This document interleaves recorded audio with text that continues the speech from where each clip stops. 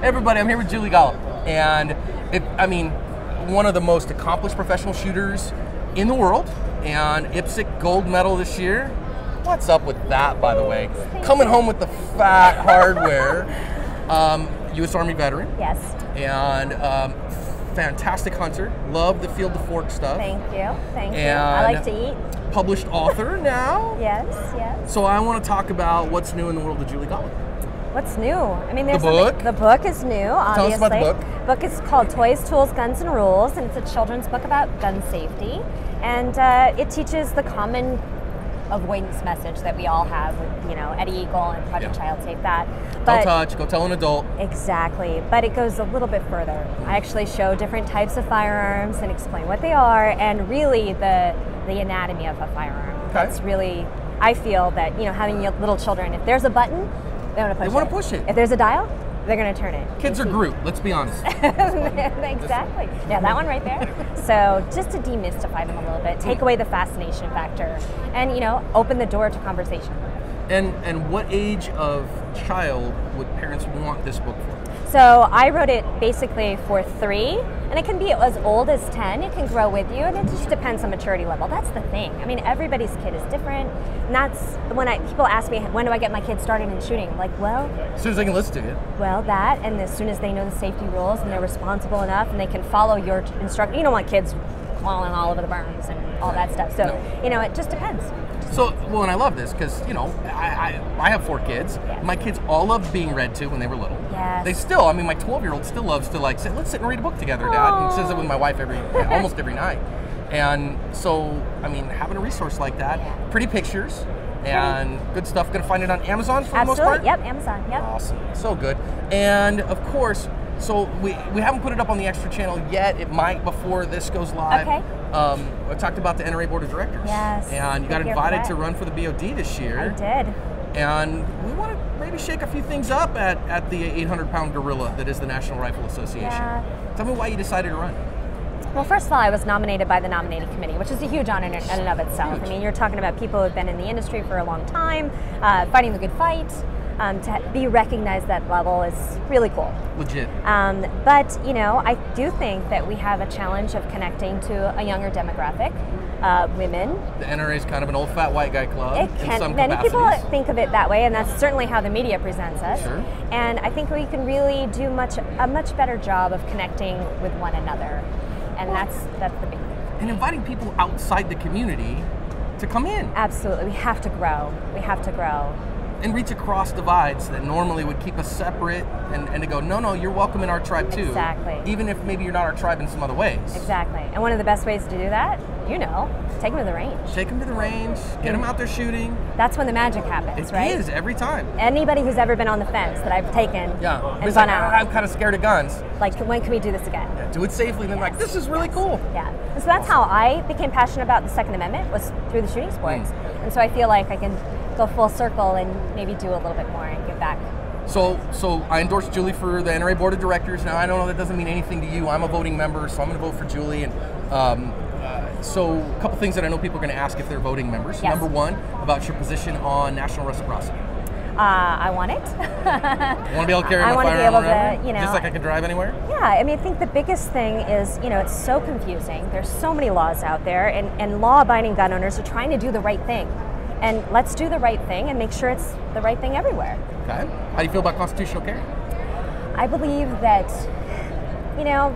it's important that we take baby steps going forward. Yeah. We have to win hearts and minds. We do. But we have to think about the Second Amendment from its foundational standpoint of why we need it and why it's important. And we have to fight for our right to carry and all of that, and the right to hunt and go shoot. But we can never lose sight of the real purpose. So as we have these battles, we need to think about how we move forward with them. And you guys know me. I'm a constitutional carry guy. I live in a constitutional carry state. It's not been a problem in Arizona. I still have my permit because it gives me reciprocity and other valuable things. Yes. I'm probably trained more than most. But there's the difference, though. The culture is different in different states. And we have to work with these states, Maryland, New Jersey, in California. That thought is terrified. We have to educate these people. And the first step is through concealed carry, national reciprocity, and then we can move on. For Marylanders and New Jerseyans and Californians, going shall issue would be a huge step in a different direction for them, and so I'm all about it. if I had to choose between, hey, we're going to fight constitutional carry all over the place right now, or we're going to get national reciprocity all over the place, which I think would require shall issue in every state in the union, I'll take national reciprocity for now, and then we'll fight that other battle later. Realistic short-term goals to reach the big goal at the end. That's what we have to have, a plan. Awesome. And of course, I mean, I think the NRA needs more people outside of the standard demographic that it has appealed to. Me, right? The gray-haired white guy. I don't know. A little bit there, starting to get here. And appeal to not just women, but people, honestly, who are ethnic minorities. Absolutely. And people who do not identify as conservative politically. Absolutely. As the most part. And I think if we do that, we can really make some forward progress. But we got to rehab the image in the media like crazy, so we're trying to do that. And so you said your shooting schedule this year lined up in a better way. Yeah, Tell us about it. It's a pretty neat year. I'm going to be shooting the Bianchi Cup at the beginning half of the year. That's NRA Action Pistol, really fun. Well, let's be honest, it's a really tough event. And then I'm going to switch gears and go to more speed, fun kind of action with carry optics and USPSA, practical shooting. Yes, carry optics. So what's your big, hairy, audacious goal in shooting this year? I don't know if I should say it out loud because it's pretty audacious. You're cool. All right, I want to shoot a 1920 at Bianchi. That's a perfect score. You want to shoot a perfect score? I want to shoot a perfect score at Bianchi. So normally the way the shooting season works out, I have like a week to get ready, right? I'm like scrambling, okay, I shot a revolver, now I need to shoot a single stack or whatever. But this is the one year that I can actually block some time.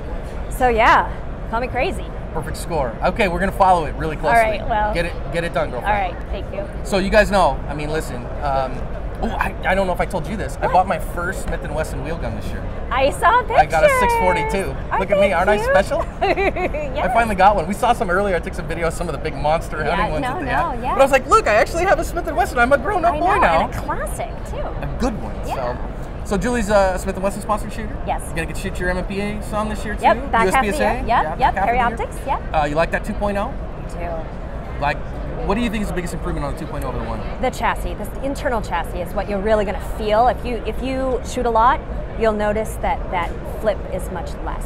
When you think of the polymer frame guns, they have a lot of flex, a lot of torque. Yeah. Well, when you extend that steel chassis all the way through the frame, it makes a huge difference. Stiffens the gun up a lot. It does. Nice. And I like aggressive grip texturing. I know a lot of people don't, but so last year in SHOT Show, Julie said I had soft girl hands because I said it was aggressive, but then I shot it and it stays put. It doesn't grate all over you. It's definitely positive. Yes. I mean, it's That's not a great little. way to put it. It's positive. It's a positive grip. Like, once it's got a hold of you, it's not letting go. But, I mean, I think you need that. I do. I mean, I appreciate with someone who has small hands, having a little bit of help here and there with grip texture is huge for me. All right, finish this up. One tip to make somebody a better shooter this year. One thing that you'd give them that says, this will make anybody a better shooter right now. Set some realistic goals and stick to them. Go to the range. I mean, a lot of people say they want to get better, but they never make a plan to do it. You have to get out there, whether it's once a week, once a month, get a plan and do it. And then you'll find that you'll just get so much better. It's amazing. You said one range trip a quarter that you're going to shoot a box of ammo. You probably get better if you're not shooting that much.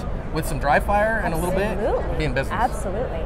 Julie, thanks so much for taking the time. Thanks for having me. I appreciate you. Yeah, my pleasure.